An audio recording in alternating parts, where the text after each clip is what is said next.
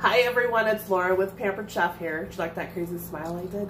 So I am making a Mexican layer dip, and this is a great appetizer. In fact, many of you, if you're familiar with Pampered Chef, you will know the touchdown taco dip. I am totally modifying this and turning it into an actual entree, not just an appetizer, but I'm modifying it even more because I can. So most recipes are there as a guide, and sometimes we really need them because they're pretty succinct in what you need to do. But something like this, we can totally ad-lib, which is the fun part of cooking. So this is where your artsy-fartsy part comes in, okay? So I actually made my own refried beans. Buy them from a can, totally fine. I just happened to have some beans in the freezer that when I was cleaning out the freezer, I had some beans. I'm like, oh, hey, I'll just turn them into refried beans. So that's what this layer is right here. Oh, the husband's calling me. Okay, he can get ignored. Refried beans here. So now the next thing is I had some chicken thighs in the slow cooker with some Tex-Mex seasoning. So what I'm going to do is take my salad choppers and just chop these up so that it adds a little bit of protein. I have to share with you, okay? I have to share. So we have this super veggie stuff, and super veggie, I added it to the beans. So now they're gonna get extra veggies and they're not gonna know it. Okay, so now I'm gonna put in some black beans that I had, okay? Oops. So a little bit of black beans. Okay, now I'm gonna layer in the chicken, okay?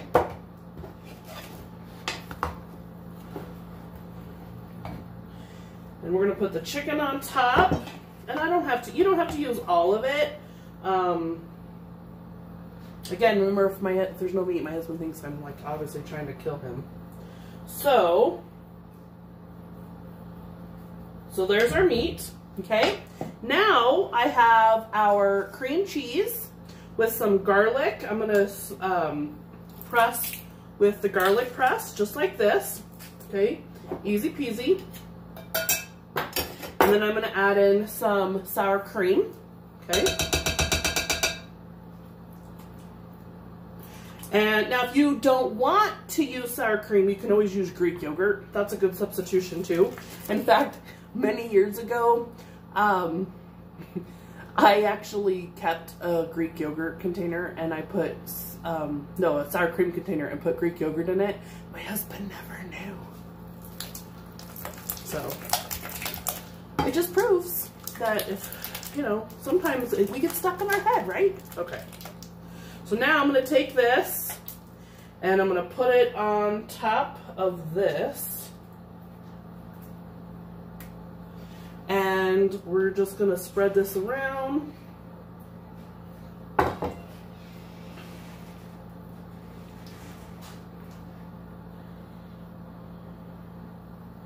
And then we're going to, this is where I'm going to add some other stuff, okay? So green onions is for after we bake it. But here's the cool part. I'm actually going to add some green chilies. Now here in Grand Junction, Colorado, we have a place called Okagawa's, and they will roast green chilies. Do you have something in your area that's like specific to you that, like, maybe not everybody knows about it, but it's something that you just love getting? So these green chilies, they're called Big Jims. There's also college peppers. And so they roast them, and so they end up with these black charred bits. And you remove most of it, but sometimes it gets away. So I'm going to put this on top. I probably could have put it underneath, but, you know, live and learn, whatever. And then the other thing I forgot to do, and Doug calling me threw me off. So I should have added some taco seasoning to the cream cheese. Well, so I'm going to do this. I'm going to add Southwest, okay? So I'm going to add some Southwest right on top, okay? So that, right like that. And then I'm going to take my cheese and put this right on top. And I'm going to bake this for about 18 minutes. And then when I pull it out, I'm going to add the green onion and I'm going to add olives. So let me show you really quick. If you have trouble with our can opener, just go straight on like this, okay? And you're going to twist just like that. And you'll feel it give. and you go backwards, okay? And then you use the claw thingies, those are technical terms, and you open it up just like that, okay?